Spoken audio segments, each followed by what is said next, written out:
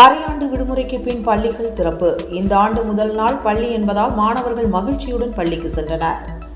கடந்த மாதம் நடைபெற்ற அரையாண்டு தேர்வை தொடர்ந்து டிசம்பர் 24 முதல் ஜனவரி 1ஆம் தேதி 9 நாட்கள் விடுமுறை விடப்பட்டு இருந்தது. நேற்றுடன் விடுமுறை முடிவடைந்த நிலையில் இன்று முதல் பள்ளிகள் திறக்கப்பட்டுள்ளன.